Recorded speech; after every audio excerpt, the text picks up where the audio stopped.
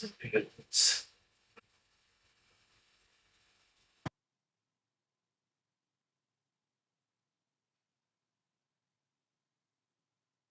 10,000.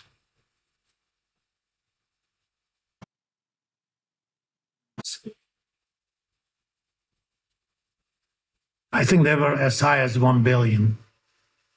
Oh, here's a 1923 5 million banknotes. 50 million. I think it went as high as 1 billion, if I'm not mistaken. Or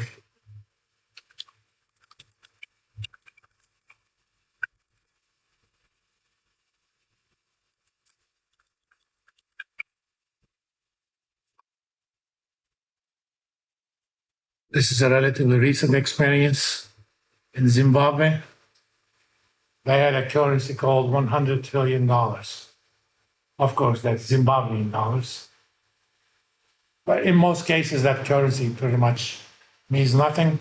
If the government can get away with paying you in that, they get away. By the time you go to the market and change it into US dollars, it probably loses 20% of its value. That's what hyperinflation is. In an environment like hyperinflation, you cannot pretty much impose gold standard, and they haven't. Now, let me briefly start with the Bretton Woods and what it is, and we'll talk about more and other systems on Thursday.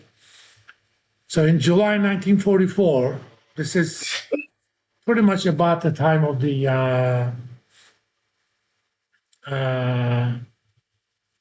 Normandy. The Allies, they were cocky people. They pretty much assumed that they were going to win the war. So they said, before all this said and done, let's talk about what's going to happen to the international economic system. And one of the reasons, international economic and political systems, among other reasons, League of Nations was the earlier version of United Nations between two wars, but it had no teeth. And one of the reasons something like a Nazism happened, of course, it was because of the French. You can blame a lot of stuff on the French. If you're French, don't take it personal. I mean, those guys, I don't think ever won any war in the last 600 years, but they still think they're important. If it wasn't for Americans twice, they would be speaking German by now. Anyway,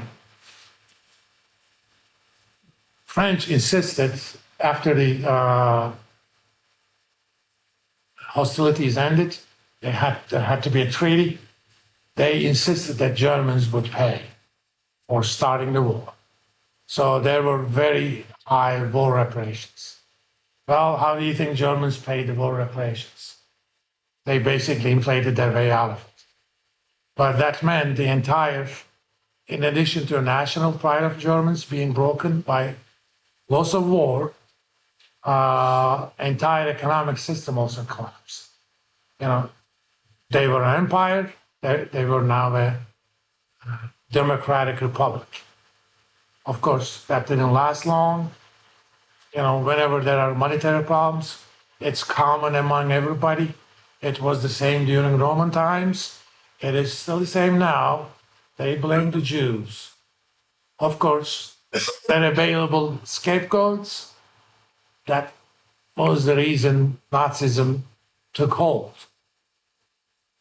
So they said, in order for this sort of stuff not to happen or minimize, we need institutions. One of them is an institution that's going to regulate international monetary system. Yes, gold standard was there, but there was no mechanism to kind of enforce this. So they started a system. They said, okay, instead of each country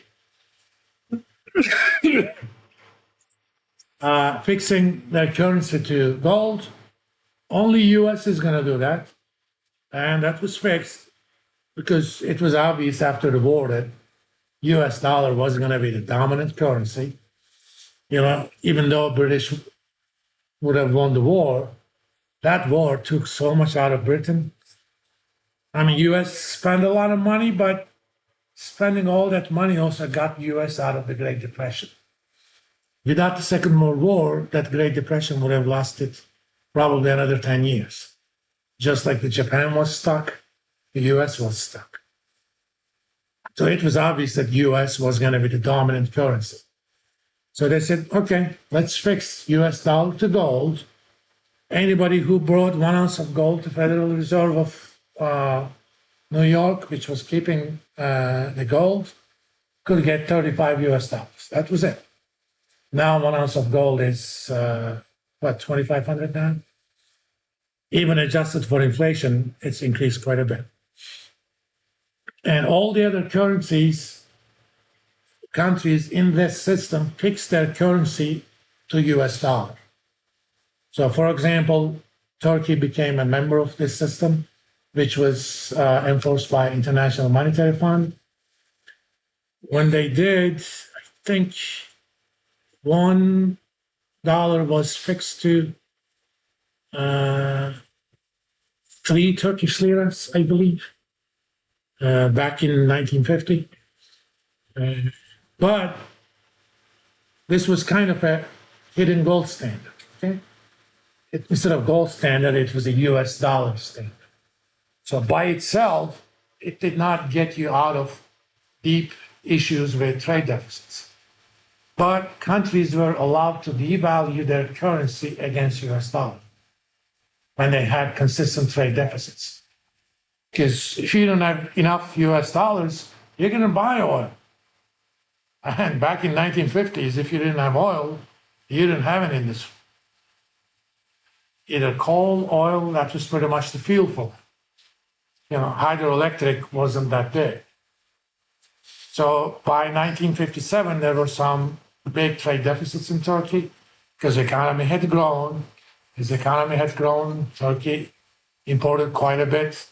That means there was trade deficit. Suddenly, you ran out of reserves. In one night in 1957, people got up. $1 suddenly was buying 9 Turkish liras. Of course, that brought inflation and stuff. But you had a way out. That was all good until basically the US started spending money on A, Cold War, B, Vietnam War. The 1950s were golden days for US. They did spend some money on Cold War, but they had so much technological advantage over the Soviets, they didn't have to spend as much. As the Soviets stole all of the tech secrets, including the hydrogen bomb and nuclear subs and stuff. Expenditures on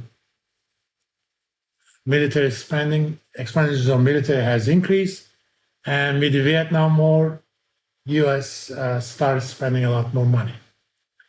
And this is kind of why the system collapsed. The reserve country should run a balance of payments deficit.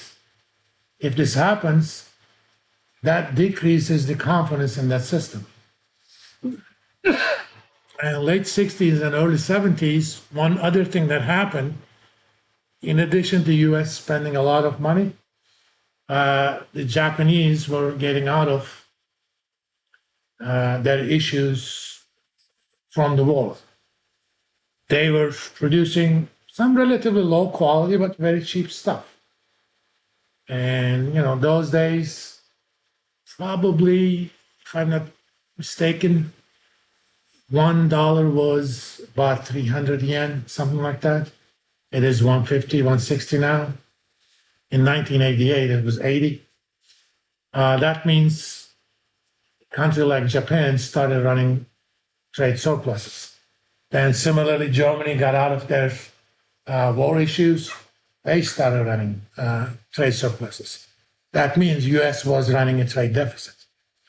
Now, in the Bretton Woods system, if you have your own currency, if you have a trade deficit, you can devalue and get out. But U.S. didn't have that option. The only way U.S. to do something was to change the fix to gold. But that was determined by international agreement. So you either got out of that or you didn't. French actually attacked the system. They figured out US dollars should be a lot cheaper because as you run trade deficits, your currency should be less valuable. So instead of 35, they figured 1 ounce of gold should be worth more. So they started, getting US dollars, converted them into gold, and sold those back in their countries.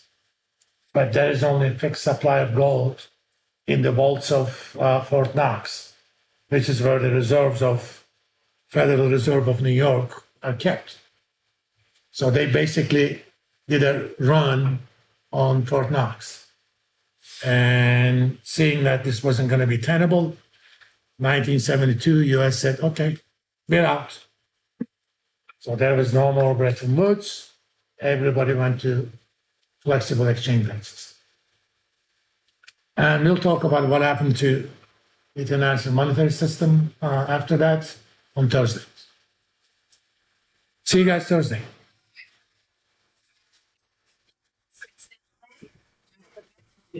Yeah. They still are not in euro because of it. Why would they be? Do you guys know how much money there is in the sovereign national fund of Norway?